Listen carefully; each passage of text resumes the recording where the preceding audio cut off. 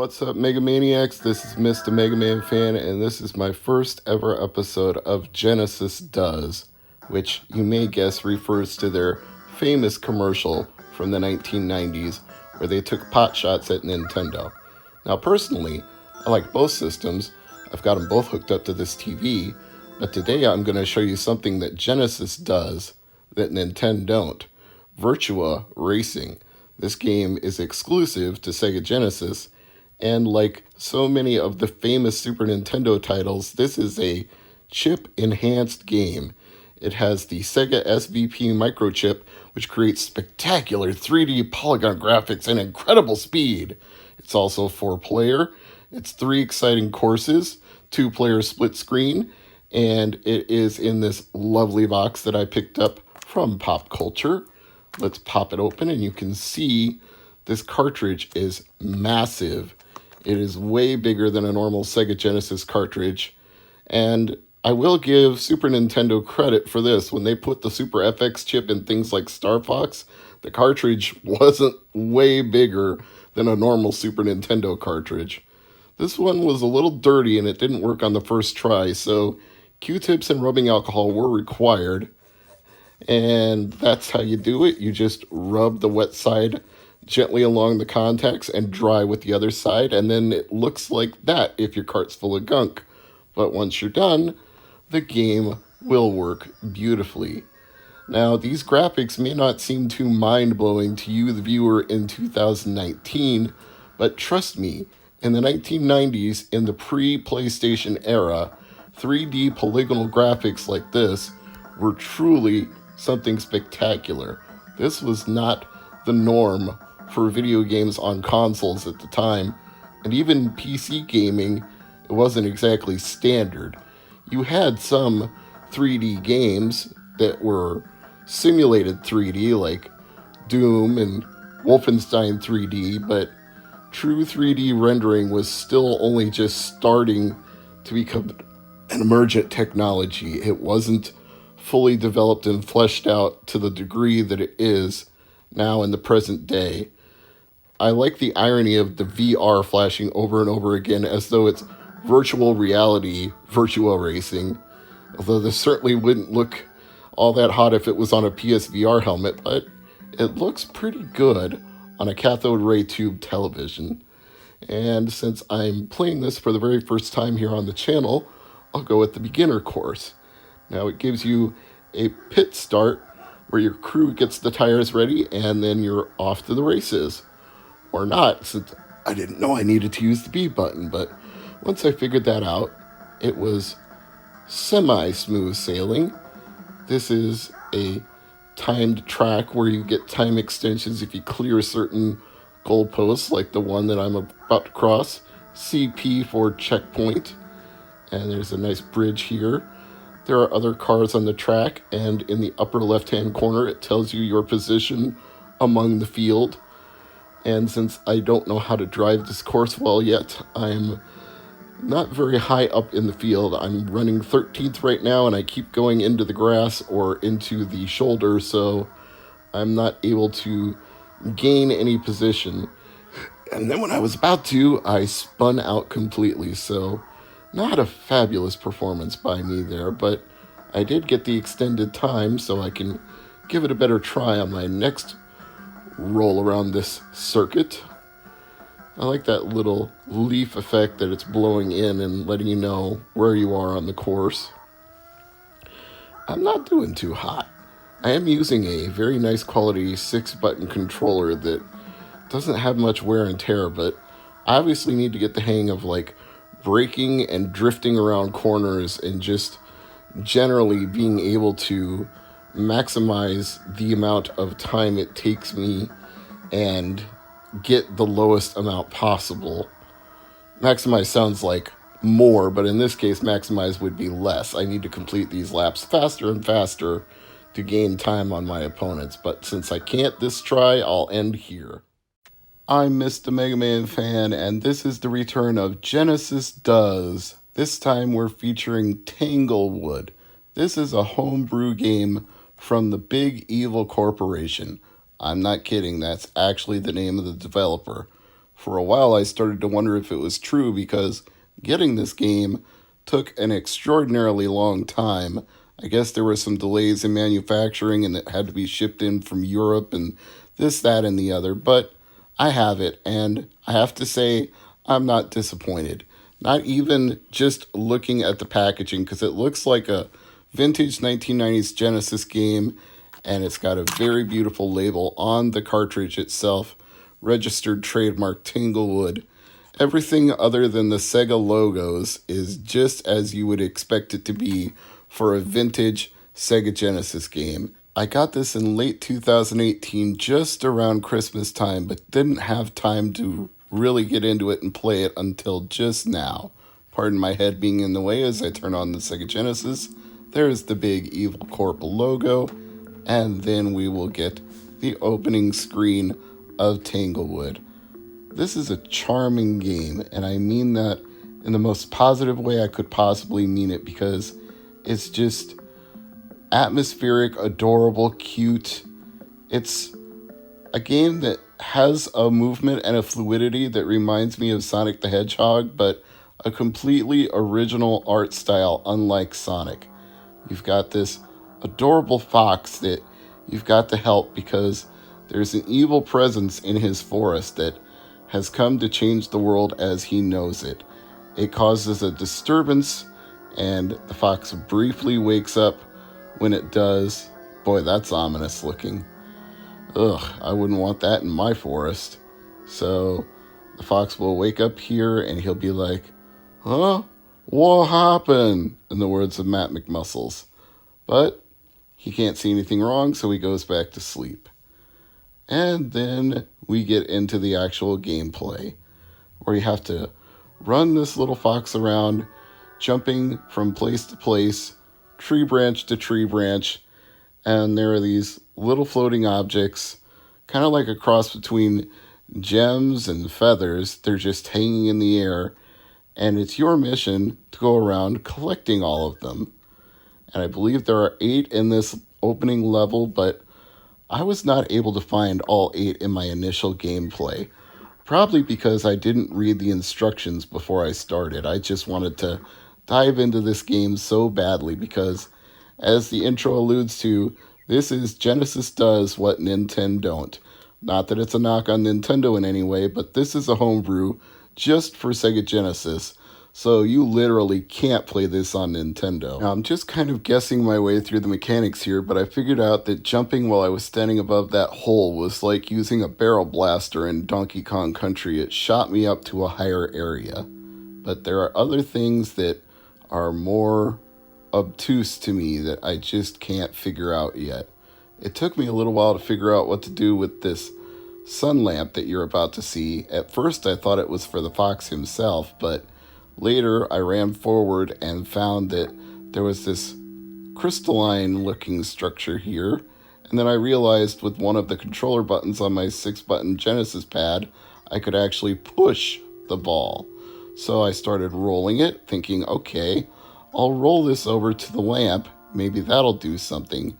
And as I got close, it snapped into place. And I was like, okay, now what? It's cooking in the sun. It's cooking in the sun lamp. Is it going to hatch? Is this like a warmer for an egg? But I didn't see it hatching, so I went up to touch it, thinking maybe that would do something. And then my fox changes colors. He's yellow now. It looks really good, but I don't see that it gave him any special abilities that I'm aware of. I love the sound effects too, like splashing in the water and bouncing off the bumpers. Very nicely done sound effects. And again, very atmospheric. Big Evil Corporation put a lot of time and effort into making this a quality presentation. I lost the yellow power-up, so I'm going to try to get it back again. Still not exactly clear what benefit it gives to me, but now I've got a little critter following me, so I decided to chase it. Unfortunately, when I cornered it, it got mad and killed me.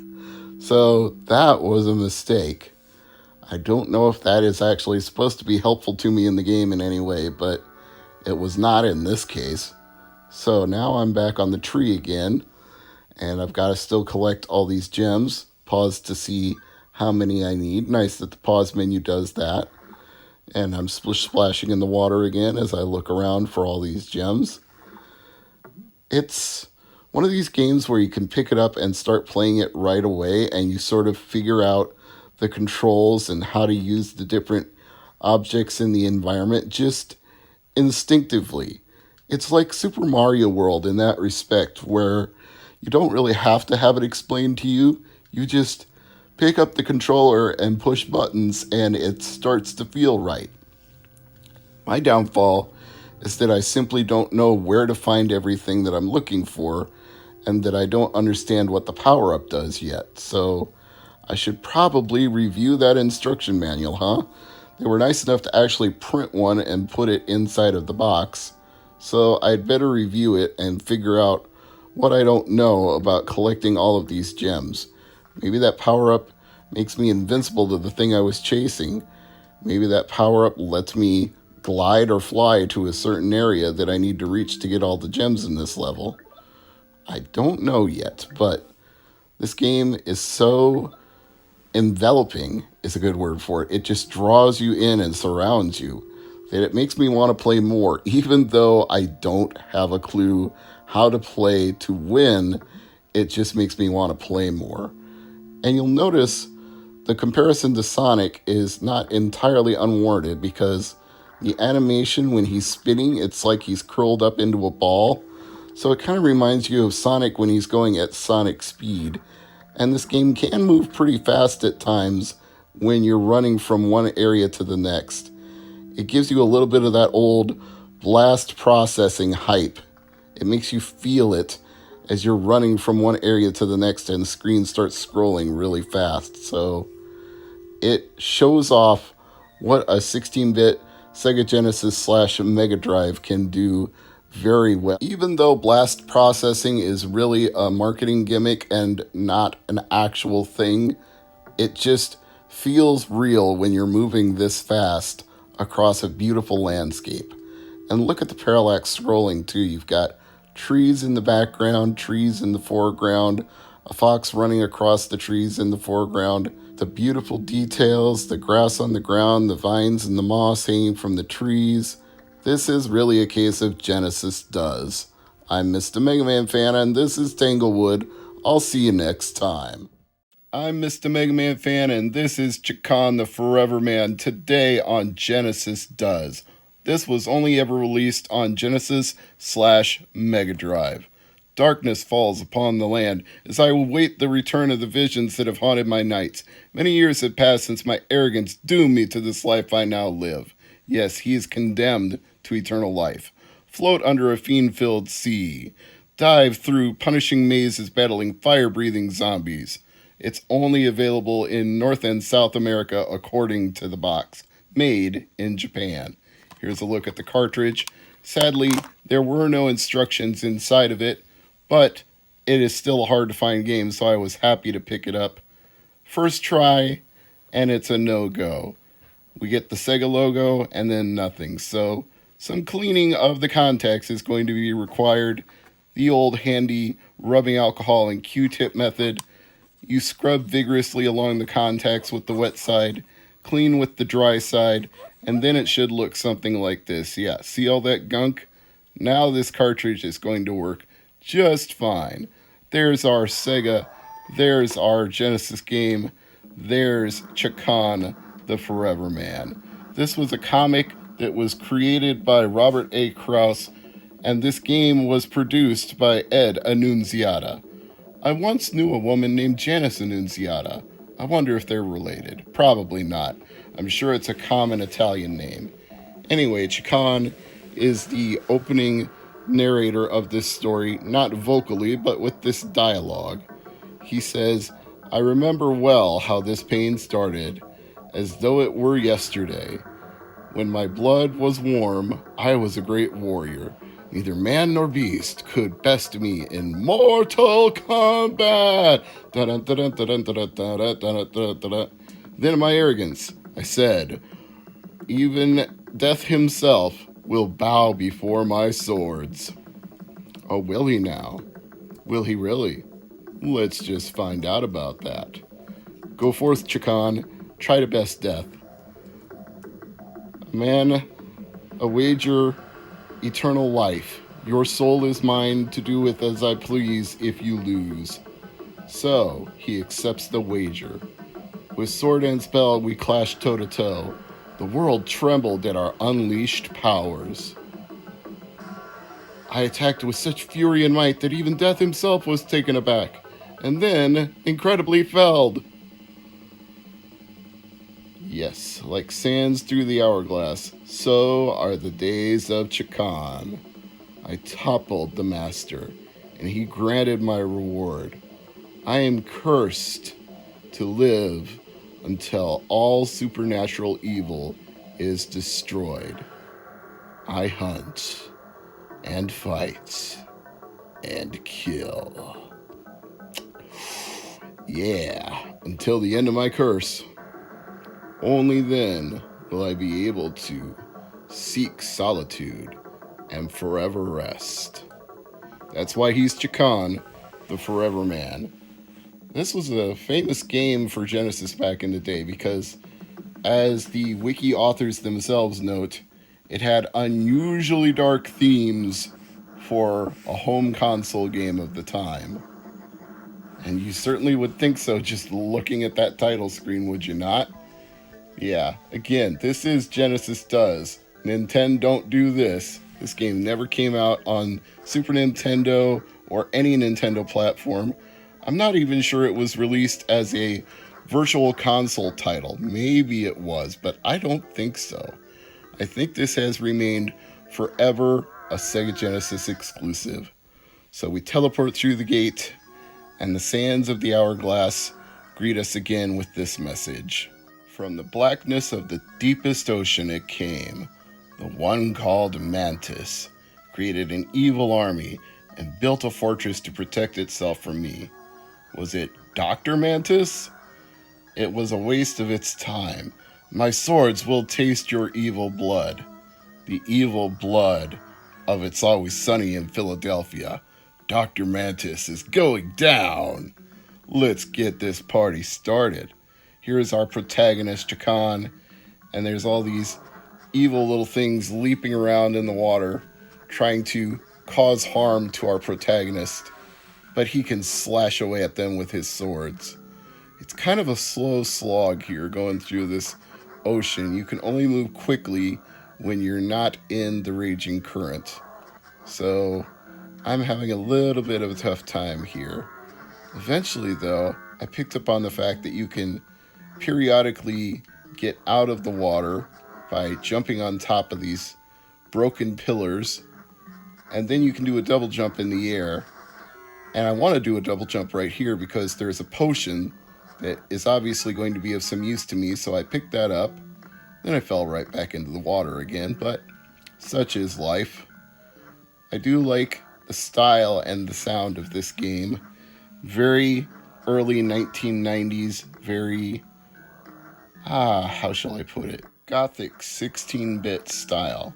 Not as macabre as, say, Splatterhouse, but definitely evokes that feeling of an era game. Something like Altered Beast, for example, would look and feel similar to this game. Chacon is also noted as Mark Miller's only work of video game as a gameplay and level designer, so this game stands apart from a lot of other titles of the era because, again, the dark themes that are present in the game compared to more family-friendly fare like Sonic the Hedgehog, and this was a comic book translation before comic books had really taken over the way Marvel and DC have in the 21st century. I don't think you'd see a Chacon the Forever Man video game even today. It's kind of an obscure title. Definitely has a cult following, and the game itself has a cult following, but it's rather remarkable this ever got made at all. In fact, I consider it just as remarkable that I found a copy of it, because the first time I'd ever seen it was just this year. I'd had it on my Can I Find It list, never expected to find it in the box. Would have loved it if it had had the instructions too, but I'll take whatever I can get. Now, the enemies start getting a little more diversified here. We've still got these green amphibian looking things, but now we're going to get some bigger enemies coming up, including one that I had quite a bit of trouble with. But first, do a couple double jumps and get hit, of course. And then wouldn't you know it, I get completely stumped by this Cthulhu looking thing that no matter how much I slashed with my swords would not die. So I died. And so ends this look on Genesis Does at Chacon the Forever Man. Genesis does. Genesis does. Genesis does. Genesis does. Genesis does. What Nintendo? I hope everybody enjoyed that new intro video package. This is Mr. MegaManFan, and this is Mega Man The Wily Wars for this episode of Genesis Does.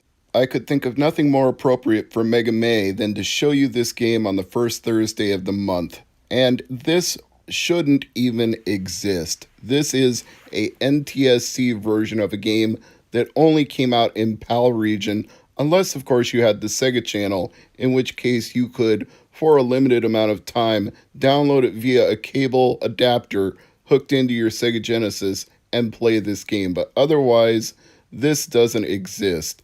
I can't even tell you who made me this NTSC version of it, but he did a very good job. The clamshell case looks and feels like a Sega Genesis case from the 1990s. The instruction manual looks like one of those cheap black and white manuals they would have stuck into a late era Genesis game. This is just a beautiful label on this authentic Sega Genesis style cartridge. Everything about this product was top notch, and the guy who made it for me, I can't thank him enough. The only thing that feels a little off is this instruction manual itself. I know that the black and white manuals that they started putting in Genesis games late in the era were cheap, but this feels hand-printed in a way that even those manuals did not feel. But look at the amount of detail that went into this. He even included the customer service number in the back. That's dedication to authenticity. So now you're going to see what it actually looks like when it boots up on an official Sega Genesis. This is my Model 1 Genesis with the volume control slider in the front, which I got it for compatibility reasons and also because it's the one I remember having in college, which unfortunately I never got to play this game in college because I did not even know it existed. I never had the Sega channel or the Sega modem adapter for the Genesis, and then I didn't even end up having the Genesis after my sophomore year of college because my roommate who moved out took it with him, so it wasn't until a few years later that I got another one and started playing games again. And originally, when this was first considered by me, when I learned of its existence, I got a cartridge converter for European and Japanese regions and was able to buy a copy of Wily Wars from Germany. And then somebody offered to make me this NTSC version so I wouldn't have to bother with the adapter and all that other stuff, but I had already bought it. So I guess I get to have it both ways. I get to have the authentic thing, then I get to play it with this modified NTSC version that I don't need an adapter for. So as you can see, it has 3 save states just like the real PAL version does. And I'm going to skip ahead here to Bubble Man stage so you can see how it compares to Mega Man 2 on the original Nintendo. As you can see, the graphics have been slightly updated. You can see a little more detail to Mega Man's face since this is 16-bit as opposed to 8-bit, but the general layout of the level is the same and the enemies are basically the same. They're just scaled up a bit. It's a very nice look, and it's a shame that this has never really been embraced by Capcom as something to put out on a compilation or collection. I know that it wouldn't be hard to do because you could put it in something like a Sega Genesis Classics collection. Even though it didn't come out here, it would be a nice bonus, or you could put it as a download, or Capcom could just make a Mega Man Gems collection like Sega did with the Sonic Gems collection, where you just put all of the obscure Mega Man games. But then again, I can kind of understand why they don't acknowledge this exists, because A, like I already said, this was only available in the United States if you had the Sega channel, and B, they probably don't want to cause the confusion that would come with remastered versions of Mega Man 1, 2, and 3 competing with the 8-bit NES versions that they already sell individually and collectively in Mega Man Legacy collections. So, I mean, I get it, but this is very well done. This remixed music and these slicker, more 16-bit polished graphics, this really deserves to be played by more people. And if you can't get an authentic Wily Wars from Europe, which if you can't, I don't blame you, because they're kind of expensive. We're talking over $100 for it, complete in the clamshell, cartridge and instructions. Then I'm going to say at least try it via emulation, because if you have a Genesis or a Mega Drive and you have an EverDrive cart for it, no problem, it'll work. The code does not know what region it's from. It will play on your system. Just load up some emulation of it, or load up an EverDrive with it and give it a try. Especially if you're a Mega Man fan, I see no reason not to. So, I'm going to move ahead here. I run past these crabs in any version of this I play. There's no reason to stop and wait for them to fall. And we're going to do the boss battle with Bubble Man. Now, I should note, with the 3-button controller, you're using B and C to shoot and jump. And it takes a little while to get used to it, especially when you're doing a boss fight. When you're just running through the platform sections, it's not so bad, but when you actually have to get your timing down to win a boss fight, that's a little harder. And I just purposefully died here because I was too low on energy to have that fight anyway, so thought I'd do it over again with a full tank. And as you can see, you can't go back through that boss door, so you're only moving forward to the boss here. No backtracking in this one. No, they didn't add that to the Wily Wars. By the way, I should mention that if you beat Mega Man 1, 2, and 3 in Mega Man The Wily Wars, it adds a brand new area called the Wily Tower. Now, I don't have the time to show you that today, but you can search for it. If you just type in the search bar, The Wily Wars Wily Tower, I'm sure there are plenty of Mega Man channels like mine that will have a video of it. So, that's a thing that exists exclusively in this game, which is another reason I really think Capcom should embrace it and give it broader recognition. There are lots of things they should really do that for, like the Power Battle. That's only coming out on the Capcom arcade stick. It originally got added as a bonus to the GameCube, PlayStation 2, and Xbox versions of Mega Man Anniversary Collection, but that's it. And now you have to pay $260 for an arcade stick if you want to play it again. And at least on the Anniversary Collections, they included Power Battle 1 and 2, but this $260 Capcom stick that they're selling is just the Power Battles and not the sequel. Well, I died on this fight, so let's go back and do it again. Let's do it again for Mega May. I know that even though it's weird using a 3-button Genesis controller because I just don't have the feel down for it in this short amount of time I'm making this video, I know this is a fight I can win. Incidentally, it's just my feeling and not something I can confirm, but it feels like the Genesis version defaults to the more difficult, or perhaps you would say the normal Japanese difficulty that you would find when you can select from your difficulty level playing it on the NES, but I don't mind that. It's more about getting used to the buttons using B and C that are side by side instead of using A and B that are diagonally aligned, and you can kind of rock back and forth between your thumb and your fingertip of your thumb. So there is a little bit of slowdown when there are many things on the screen at once, and you can actually manipulate that to your advantage in this version. So this is, like I said, a winnable fight. It's winnable in any version, even if you have 0 of the robot boss power-ups.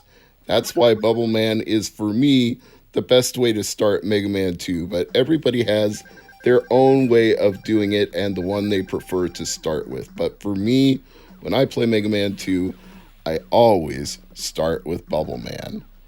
And then, of course, Heat Man, because he's vulnerable to Bubble Lead. But here you see the select screen again with Mega Man 1, 2, and 3, and 3 different save files that you can use.